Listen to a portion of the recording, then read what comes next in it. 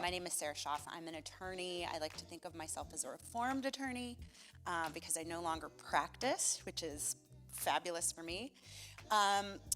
We are going to go a little more deeply into the customer segmentation process and how important it is to build that into your sales infrastructure and what we've seen at Headnote and why that's so important. So a little bit about Headnote. Headnote is a vertical payment platform made specifically for the legal industry. Most of you have probably paid your lawyer with a check at one point or another, or a wire transfer. That is because lawyers face hundreds of different rules and regulations about how they can get paid online, and every major payment platform, including Stripe, Square, PayPal, Venmo, prohibit one of the kinds of necessary accounts lawyers have to have in their terms of service. So if you're a lawyer or a law firm in the US, you have very few options to bring all of your payments online.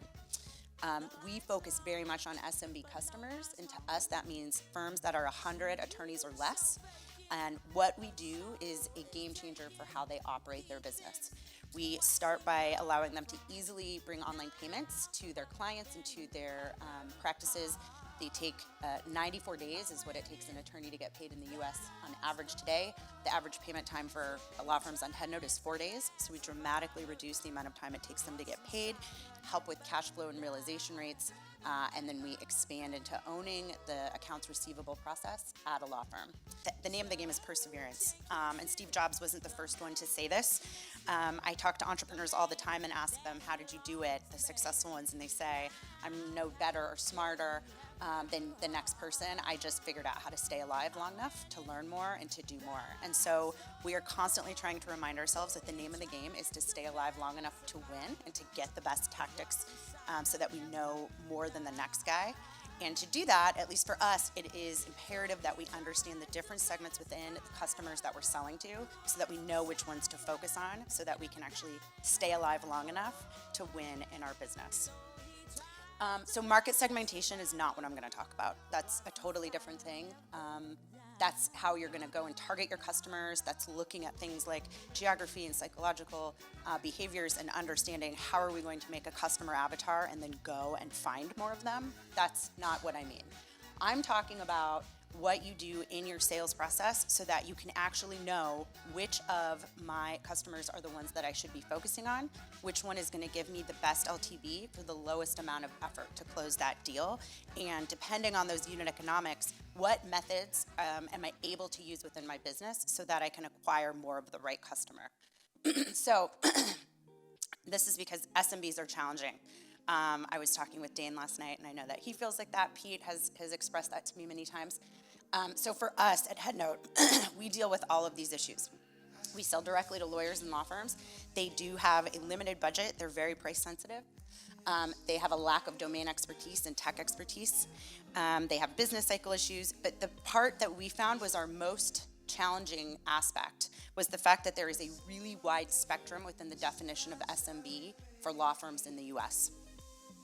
So most of us have seen this and understand this analogy of hunting fleas or hunting elephants. This has become something that we've built into our culture, and we've needed from a very young age to look at customer segmentation in this way and make a decision about which customers we're going to go after.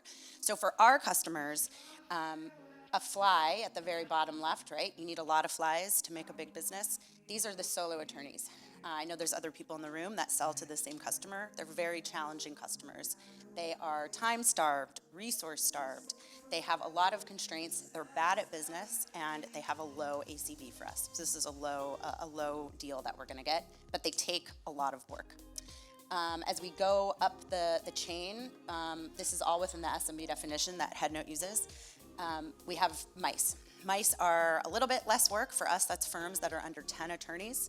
But there's still a lot of work. They're definitely a squeaky wheel. And the contract size, or what we're going to make out of them in net revenue in a year, is going to be somewhere in the $10,000 to $20,000 range. But they still might take more work than would rationalize the deal that we're going to get.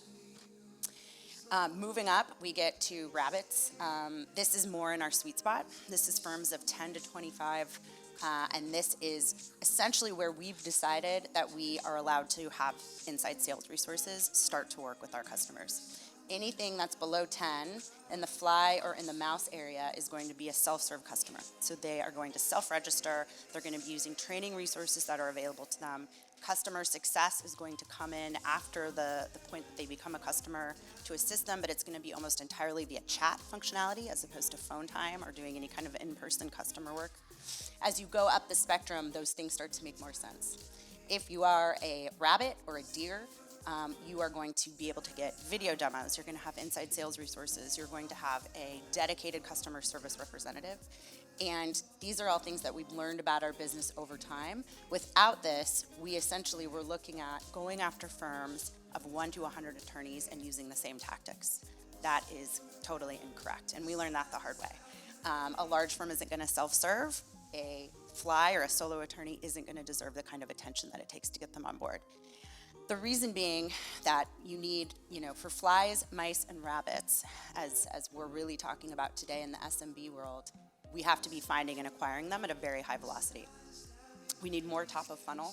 We need to decide if there's any touch involved or if we can actually build a product that doesn't require any inside sales reps or any humans. And these are the kind of decisions that we had to make early on and actually build into how we went and sold to those customers so that different people own different customer segments, and that is still within the definition of an SMB. So common segmentation criteria that I hear from other companies is going to be based on the size of your customer. It might be based on activity level, geography. It's really up to you to know what is the right kind of customer segmentation to be building into your sales process. For us at Headnote, we found that it's all about size. Number of attorneys at a firm is directly related to what kind of gross processing volume we can expect them to move over the platform, and that is going to be an indicator of the kind of revenue that we're going to be making from that customer.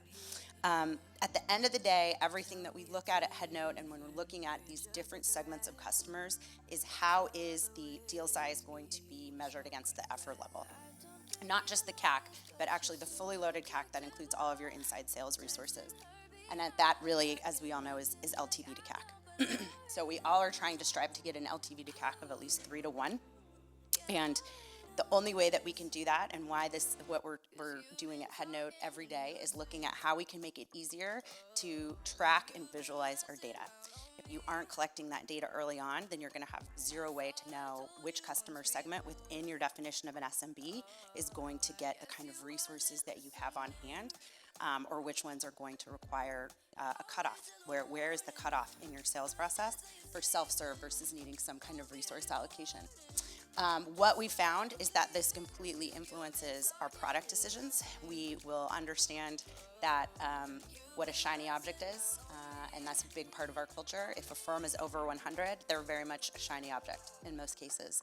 They're going to need additional engineering resources. They're going to need a lot of hand-holding. It's going to be a completely different soft close process to get them to the deal. And we aren't built for that today. That's just not who we are. So we know that when we look at our LTV to CAC and really understanding what is it going to take, how much heavy lifting is it going to take to get this customer on board, is it going to be worth it? Are we built for this? We have to stay true to the customer segmentation we built into our culture. The same thing goes for different customer segments that are maybe squeakier wheels than others. Those are not necessarily the customers that are going to give you the most LTV or give you the most revenue. And they, as we've heard from other people up here today, they're often the ones that want the most in the product. So we'll have to often say, as much as we love a certain customer segment and we'll provide really good service to them, we're not building our product for that customer today. And so it becomes really influential in our product meetings as well. It's had it's made a big difference in how we've built our team. We know that customer success is a vital part of what we do for our larger customers, and we know that inside sales is a vital part of what we do to find and acquire the firms that are in our target market. And so at the end of the day, everything that we do internally comes down to how we collect data, how we can get to it as fast as possible, and then how we can use it to make better decisions and how we build out our team and our product. Essentially, and the point of what we've really found of why customer segmentation is so important is that it allows us to be a go-to-market machine. Everybody in our company knows exactly where their role in the funnel is, whether that's to own a different segment of it or something that happens post-close. We know right away if different tactics that we're trying are going to make sense or not, if the unit economics support it. And so, as we've had to do multiple times, we are able to pivot easily. If we need to go and focus on a new customer, or we realize that certain elements of the product or what the team that we have today is going to be better suited to a different customer segment, we can make those changes very quickly so that we can adapt to what that customer needs depending on what we've got, or we can make internal changes to become a better fit for the customer that we're going after. So that is really the basis of customer segmentation and Headnote sales process. I'd love to answer any questions anybody has about what we've done at Headnote or building this into your own organization.